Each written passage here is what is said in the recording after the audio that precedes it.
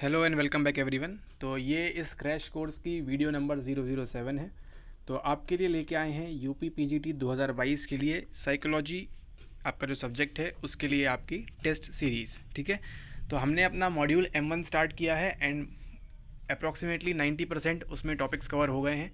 ठीक है, आपका सिर्फ एक टॉपिक बचा है जो है आपका इमोशंस और मोटिवेशन का एक टॉपिक, जहाँ पे हमको क्या पढ़ना है, सामाजिक अभिप्रेरण के बारे में पढ़ना है। ठीक है, तो हमारा जो हमने पढ़ा अभी स्टडीज़ के बारे में, रिसर्च मेथड्स के बारे में, उसके कुछ सवाल जो हमको प्रीवियस ईयर क्वेश्चंस में देखने को मिले और जो आने वाले सवाल होंगे एक टेस्ट सीरीज़ का पार्ट होंगे, उसको हम देखते हैं। इसमें देखते हैं कौन कौन से सवाल हैं। सबसे पहले आपसे बोल रहे हैं प्रयोगात्मक अवस्थाओं में औषध के प्रभाव का आकलन खालिस्तान किसके आधार पर किया जाता है। ऑप्शंस में आपको दिया है प्लेसिबो, कोई औषधि नहीं अवस्था, उचित नियंत्रण और विषयी परिवर्त्यों। ठीक है, मतलब कोई प्रयोग अगर हो रहा है तो वहाँ पे हमको अगर औषध का प्रभाव जानना है तो उसका आकलन हम इनमें से किसके आधार पे करेंगे। ठीक है, इसका उत्तर आपको देना है तो नीचे आप कमेंट कर सकते हैं। अब देखते हैं इंग्लिश में, effect of drugs in experimental conditions. मान लीजिए कोई कंडीशन है एक्सपेरिमेंटल, वहाँ पे ड्रग्स का इफेक्ट क्या पड़ता है और उसको हम कैसे इवेल्युएट कर सकते हैं। ठीक है, ABCD इनमें से किस पे हम इवेल्यूएशन करेंगे, प्लेसिबो पे, no drug condition, proper control या फिर सब्जेक्ट वेरिएबल्स। तो जो भी आपको सही उत्तर लगता है आप उसको नीचे कमेंट कर सकते हैं। ठीक है, अब देखते हैं हम अगला सवाल। अगला सवाल है प्रत्याशा में परिवर्तन के परिणाम स्वरूप अपेक्षाकृत उपचार, उपचार के परिणाम स्वरूप व्यवहार में होने वाले को कहा जाता है। ठीक है, मतलब मान लीजिए आप क्या चाह रहे हैं यहाँ पे, ऑप्शंस में आपको दिया है अंतर्दृष्टि का प्रभाव, प्रत्याशा का प्रभाव, प्लेसिबो प्रभाव और प्रोत्साहन का प्रभाव।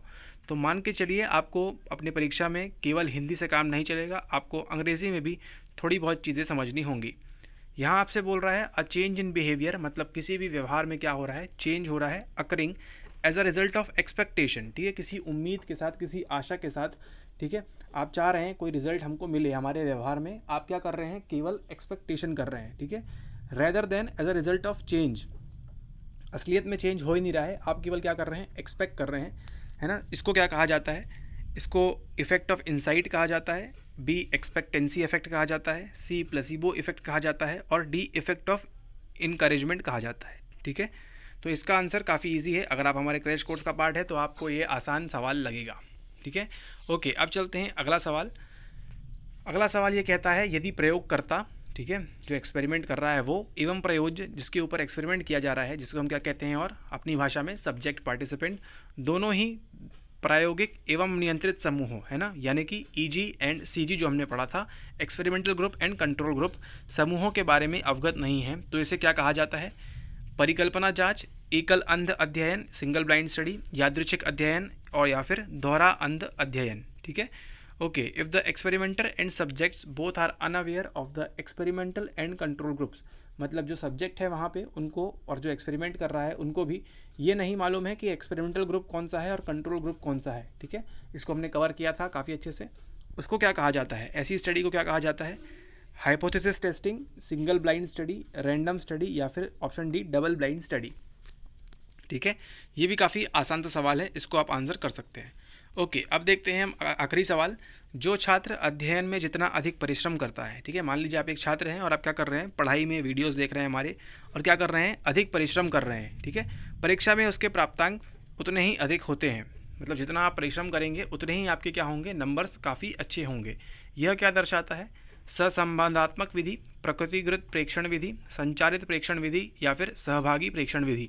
इनमें से क्या है आपका answer, students gets as much as marks in the examination as much hard work they put in their studies. मतलब ये कह रहे हैं कि अगर A पर्सन 10 घंटे पढ़ाई कर रहा है और जो B पर्सन है वो 4 घंटे पढ़ाई कर रहा है, ठीक है, तो जो 10 घंटे पढ़ाई कर रहा है क्योंकि वो क्या कर रहा है, वहाँ पे अपना हार्ड वर्क पुट कर रहा है उन 10 घंटों में, तो क्या होगा, उनके जो मार्क्स आएंगे वो अच्छे आएंगे, है ना। ये स्टेटमेंट क्या इलस्ट्रेट करता है, A correlational method, B naturalistic observation method, C structured observation method या फिर D पार्टिसिपेंट ऑब्जर्वेशन मेथड। ठीक है, तो इसका आंसर काफ़ी सिंपल है। हम बात करते हैं वेरिएबल A और B की, उसमें हमने क्या देखा था, हमने दिशा देखी थी उसकी और उसकी मजबूती, स्ट्रेंथ भी देखी थी। ठीक है, ओके, तो ये 4 सवाल थे, इसको आप आंसर्स हमको व्हाट्सएप पे सबमिट कर सकते हैं, जो भी बच्चे कोर्स के अंदर हैं एंड जो नहीं हैं उनके लिए सवाल तो आप नीचे कमेंट में कर सकते हैं। A के सामने मतलब 1 के सामने A, 2 के सामने B, जो भी आपके आंसर्स हैं उसको आप सबमिट कर सकते हैं, ठीक है।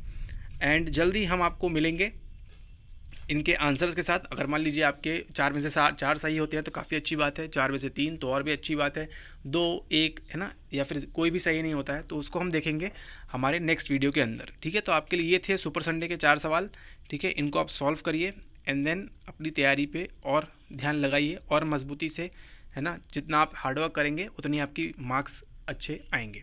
ऑलराइट, ओके, मिलते हैं आपसे नेक्स्ट वीडियो में। तब तक के लिए take care, have a nice day, okay, good bye.